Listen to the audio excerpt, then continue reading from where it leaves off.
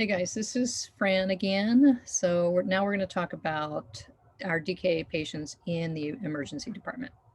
This is the pathway that the East Bay and West Bay have been working on for about the last year or so. So we are now aligned with the West Bay, and most of our practice is aligned also with our PICU. This is going to be posted in all of the resus rooms, so you don't have to memorize any of this. I'm going to have the resources out there for you. So when a patient comes to triage and they appear to be in DKA, we want to bring that patient back. So nurse triage should pick up a patient. We're going to be putting them into the resus room. We're going to get 2 IV access points, so as large bore IVs as we can. Your first PIV is going to be for your maintenance fluids and your insulin only. And your PIV number 2 is going to be any additional labs, boluses, and additional medications that the patient may require. So when you're putting in that first IV, you are going to be collecting those labs that we know that there's quite a bit of blood that's needed for that. And we're going to send those off, the most important being your EPOC, or your ISTAT as we used to call them. So a normal saline bolus is 10 to 20 milliliters per kilogram over the first hour. We want to make sure that that runs over an hour, as opposed to our hypovolemic kids that we want it in as quickly as possible. We're going to make this patient NPO, and if they have an insulin pump, we're going to discontinue it. These are all the labs that are required for a new onset diabetic. A lot of these are ordered also with our DKA patients. So just get what is ordered by the physician. And again, this is posted in the resus rooms. So the DKA criteria, we're not going to go through that again. This is everything that happens within the first first hour of the patient arriving. If you suspect DKA, then you're going to start your A through E's, your primary survey. If they are hemodynamically compromised, then we're going to be resuscitating this patient. But as we know, in the ED, we have a lot going on all at once. So we have nurses that are actively engaged in the resuscitation of the patient, but we also have other nurses that are actively engaged in getting this patient what they need. So their IV access, we're getting their fluids for the bolus, for their 1.5 times maintenance, we're drawing labs, taking that insulin pump off or discontinuing it. Once DKA is confirmed, then we would consult with endo and continue down the pathway. If DKA is not confirmed, if for some reason the blood gas shows that it is not DKA, that the patient is not in DKA, then you would have to consider alternate diagnoses like HHS or hyperglycemic hyperosmolar syndrome, which is typical for a type 2 diabetic. This is a DKA Nursing Tip Sheet that was developed primarily by Anna Fernandez on the West Bay with a little tiny bit of help from me. So this also is going to be posted in the resus rooms. This gives you what we do in the first hour, placing that second IV, running the 2-bag system, correcting our glucose no more than 80 to 100 per hour. Once our glucose gets below 300, we're going to be adding that dextrose solution. And then just our monitoring, what we're doing with monitoring and our fluids. We're going to institute a patient huddle before anything changes with the patient, before we make any changes with the patient's care.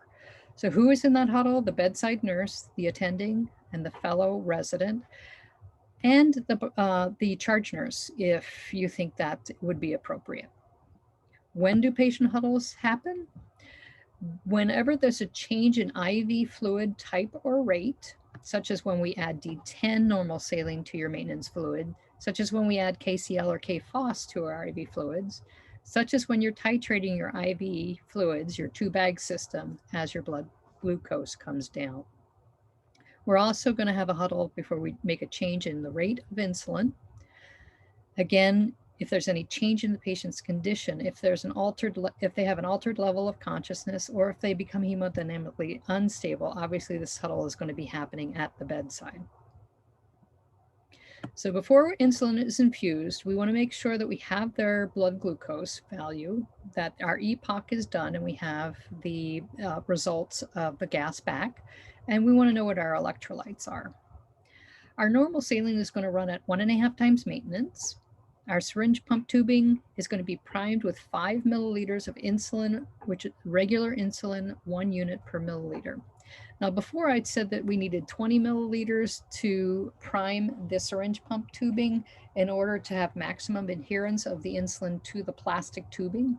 But the syringe, as was pointed out to me, the tubing is only 1.7 milliliters. So twice that is enough. So I just rounded it off to 5. So only prime it with 5 milliliters of insulin. D10 normal saline is primed and ready to connect to the patient, but we're only going to connect it when the patient needs the dextrose added. So when their blood glucose is less than 300. Before then, we're just going to have it primed and just on the IV pole. You want to have D10W available at the bedside just in case we need a bolus of dextrose. This is, again, what your dedicated first PIV with insulin and your 2-bag system. So here is the bifuse. One leg of this is going to be your normal saline with plus or minus your KFOS and KCl. The second is going to be your D10. And that, again, is not going to be connected until the patient needs it to be infused. Here's your bifuse. Your 4-way stopcock, which is open to your fluids, your insulin, and open to your patient. You're going to want to do a 2RN independent check when you initiate the insulin infusion. If you change the rate of the insulin infusion, you need to have a nurse double check. Whenever you add KCl and KFOS to your IV fluids, you also need to have a double check by a second RN. I strongly encourage that you do it whenever you're titrating your 2-bag system. So as you're coming down on your normal saline and you're going up on your D10, have somebody double check and make sure that your calculations and their calculations match. And then again, when you have a change of shift or assumption of care, which includes when you're handing off to your break relief or to the PICU nurse. This is what your pumps are going to look like. So you have 2 pumps, 2 Baxter pumps and 1 syringe pump. One Baxter pump is for your normal saline. The second pump is for your D10 normal saline. The syringe pump is for your insulin, and you're going to use the directory, the medication directory in the pump. Again, you do not want to start the insulin until you have your IV fluids running. And you want to know what your potassium level is prior to starting your insulin as well, because if the patient is already normokalemic or hypokalemic, you're going to be adding that potassium to your IV fluids. Your syringe pump setup, I have this posted as well in the protocol. You're going to use the directory. So ED, you're going to choose medication A to O, choose insulin, 1 unit per milliliter, and then you're going to, the usual dose for insulin is 0.05 to 0.1 for whatever reason. The pump defaults to 0.01 units per kilo per hour. So you're going to have to correct that to either 0.05 or 0.1. Again, you're going to confirm your settings with another nurse. What we're adding now is an hourly callback, and documentation. So every hour you're going to be documenting the amount of insulin that's left in your syringe, the amount of insulin the patient received that hour, and the total amount of insulin that the patient has received since starting the infusion. So this is how you do your periodic callback alarm. So once your insulin is running, you're going to choose options. Number 2, you're going to choose periodic callback, which is choice number 1. You're going to reset your time for callback to 1 hour. It defaults to 2 hours. So you're going to change that to 010000. And then you're going to push enter.